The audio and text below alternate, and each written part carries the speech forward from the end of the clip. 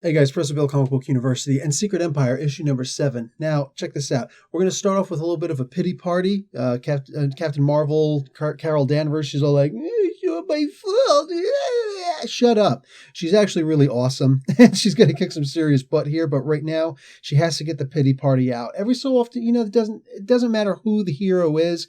Every so often you just got to get the whole pity thing out. So she's kind of talking to Avril, that's Quasar, talking about, poor me, this is all my fault. No, it's not your fault. Get this pity party over, get out there and start kicking some more butt. But it's cool because she's saying, like, America, and, a couple of people are sitting here telling her, listen, we can go to a new reality. America has the ability to bring us to a new reality. Can we just do that? And she's like, you guys can go if you want, but I will not abandon my station. And that's Captain Marvel. All right. I don't care about the pity party stuff. I want her kicking butt.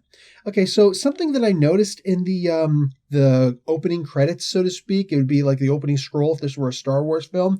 It says that there's a temporarily resurrected Hulk. Holy crap. I think I now know what's going to happen in the Legacy issue. Greg Pak, what he's going to do. And yeah, I am totally down. I'll tell you guys later if my theory comes to fruition. Maybe I'll talk about it in this Saturday's podcast. In the meantime, we have Spider-Man and the Black Widow are having a very, very freaking cool conversation. All right, they're talking about who is and who isn't a killer and what makes and what doesn't make a killer.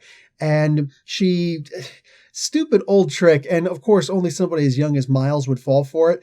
But she's like, oh man, I left my other scope in the back of the van. And I'm thinking, don't do it.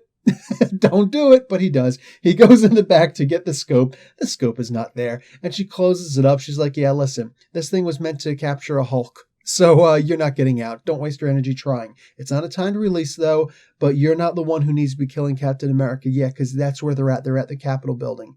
They know that he's about to go and give this speech and all this good stuff, so she's going out there to solve this and to take out Cap because she doesn't want young Miles to have to be the one to do this. Remember the secret Civil War, Civil War II. Ulysses, the Inhuman who became one with eternity or became a new cosmic power. She calls him an elder of the universe. I doubt he's an elder of the universe. He doesn't fit the qualifications. But yeah, he became a cosmic being. So this is like essentially one of his final predictions, his final big prediction. So it actually happens in this issue, guys. So we also see that she set up something really amazing. We find out who the old guy was. There was no way anybody was going to guess who that old guy was. Turns out it was Mosaic. Yeah, doggy. Love me some Mosaic. Go and make sure you check out my Mosaic Explained in a Minute. I have the approval of the two creators of Mosaic. So by all means, please check it out. It's verifiable. All right. Anyway, check that out. And then we get to see Spider-Man. He's going to test this computer, all right? Because he figures, I'm going to get out of this thing. This thing's meant to keep out of Hulk? Okay. But Hulk is usually angry and whatever, and I'm Spider-Man. I'm smarter than this. So he decides to use his Venom Blast and set the place on fire. So he's expecting the thing is going to let him out. But the Hulk can actually resist fire. And Spider-Man can't.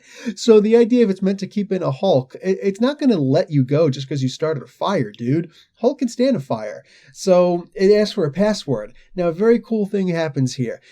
Miles says, you know what? Anything that I say should work, because when push comes to shove, it's my destiny to go and face Cap. So anything I say should work. And we don't even know what he says, but it works. So he gets out. Freaking awesome logic. A+ for that.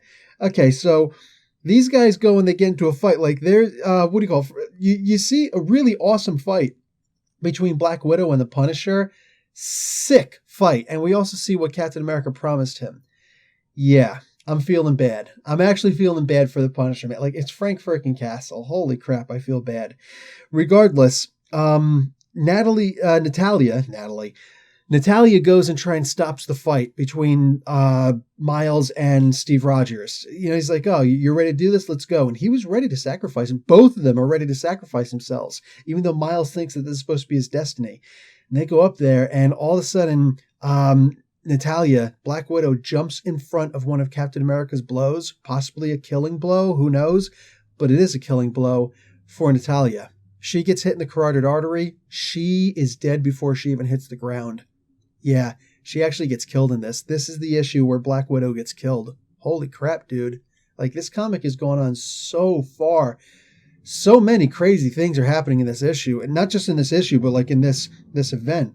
So at this point, Miles is ready to finish the job. He sees the spike he's supposed to, slam him into and pierce his heart and kill him and all that. He picks him up. He's ready to do it.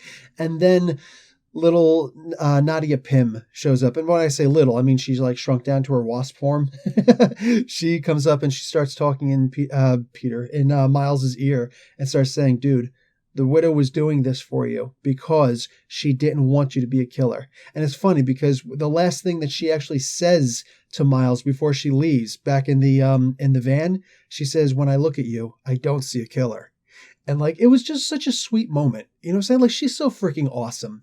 And now she's dead. And Nadia, the one of the last remaining people who's actually survived the Red Room. Hopefully it's not still going. Mother was just taken care of. That's over in the Wasp comic. Anyway, what happens is she starts telling him, listen, she tried to protect you from this. She tried to save you from this. And it's true. It's true. So he finally gets it and he drops Captain America. And boom, what did he just do? He changed destiny. By doing that, he changed destiny. So wow, man, the future is currently unset. It's like a scene from the Terminator 2, right? Of course, we all know what happened in Terminator 3, so hopefully it doesn't go that way. But nonetheless, yeah, so he goes and he decides to have a conversation with Sharon Carter. But Sharon Carter, she decided to carve herself a wooden stake. I think she thinks that she's Blade or something like that, and she goes after Steve, and she's about to kill him. Now, I can't tell if she could have, but she stops, because that blade was right up against his throat and pierced his neck. Like, she just didn't go all the way through. It's because he stopped her, because he was pretty weak at this point. He got Miles punched. I mean, nobody just gets up and casually walks away from a Miles punch, dude. So anyway, yeah, maybe she could have killed him, maybe not, I don't know. But she doesn't kill him. He doesn't die. So this would be the first assassination attempt on Captain America's life that she failed on. Oh, yeah, that's right. I went there. Okay, so he says, I'm going to go and make a speech now. No, we do not get that speech in the next Captain America issue, but we get plenty of good talking. So, guys, at this point, we get to see the new Captain America. And yes, I highly recommend going and checking out the Captain America Sam Wilson comic. I already read it. I knew I had to read all three of these comics. But again, make sure you read this comic, Secret Empire 7, before you read either of the Captain America issues that came out this week. Guys, it's Secret Empire. It's Nick Spencer. I don't care what you guys think about it. I know what I think about it. I'm giving this comic an A+. This was amazing yeah, duh. I am so biased. So biased, if that's even what you want to call it. I'm biased because I absolutely love this storyline. I think it's amazing.